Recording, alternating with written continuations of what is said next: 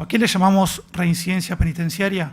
La reincidencia penitenciaria es la proporción de liberados en un mismo año calendario que tras su primera excarcelación vuelven a prisión por haber cometido un nuevo delito. Y esto lo vamos a presentar para los primeros 6 meses y luego para el primer año, el segundo año y el tercer año posterior. Entonces, nos vamos a basar en lo que son los excarcelados de 2019. Esto porque es para aquellos que tenemos la mayor información. A los 6 meses, los excarcelados de 2019, a los 6 meses, el 29,2% de ellos ya había vuelto a prisión. Al año, ese porcentaje ya había aumentado al 44,1%. A los 2 años, ese porcentaje aumenta al 58,7%. Y finalmente al tercer año, es decir, en 2022, ese porcentaje ya había aumentado al 65,6%. Siguiente diapositiva, por favor. Estos datos, si tomamos en cuenta no los de 2019, sino los de 2020, 2021, 2022, son bastante parecidos. No son iguales, pero son bastante parecidos. Y lo más importante aquí quizá es lo que nos muestra esta raya roja, que nos muestra la tendencia. Lo que se ve es que esta tendencia se va estabilizando con el tiempo. ¿Qué significa esto? Que según nuestros cálculos, en los próximos años la reincidencia se estabiliza alrededor del 70%. Es decir, a la pregunta de, en Uruguay, ¿cuánto es la reincidencia penitenciaria? La respuesta más simple es el 70%, ¿no? Que dicho de otra forma significa que el 30% de todas las personas que pasan por el sistema penitenciario desisten de delinquir en el futuro, mientras que el 70% lo hace de nuevo, ¿verdad? Ahora vamos a entrar un poco en esos datos para verlos de forma más detallada. Los uruguayos reincidimos un poco más que los extranjeros, es decir, la población uruguaya reincide, dependiendo del año, un poco más que los extranjeros, pero tampoco mucho más.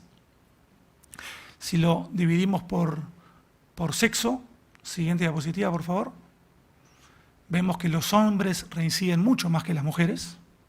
Es decir, en el año 2019, el 45% de todos los hombres que fueron excarcelados reincidieron. En el caso de las mujeres fue un cuarto, casi un 25%. Y esto se ve también en los demás años.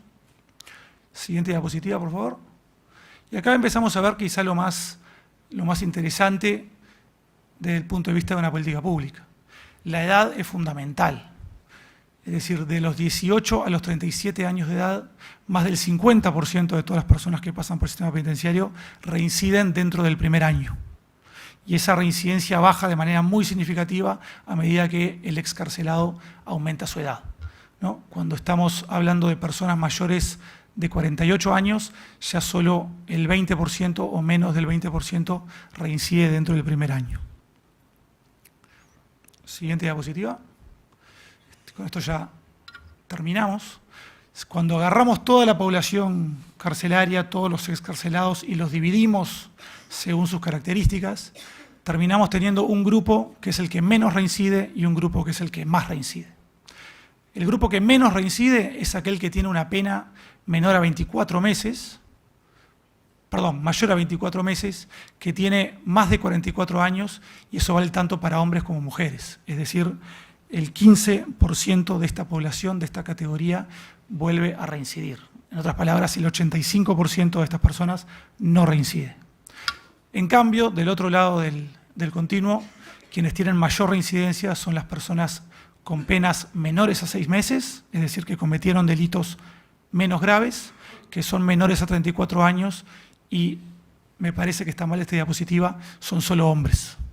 Es decir, en esta categoría, hombres menores de 34 años, con penas menores a 6 meses, el 85% prácticamente delinque nuevamente dentro del primer año. ¿Qué significa esto? ¿Cómo lo podríamos interpretar desde un punto de vista de política pública? Todos nuestros esfuerzos tienen que ir dirigidos a aquellas personas que reinciden más, a los hombres menores de 35 años, con penas cortas y que son hombres. A ellos tiene que ir dirigida toda la batería del Estado para lograr que no reincidan. Si logramos eso, el delito se va a reducir de manera significativa.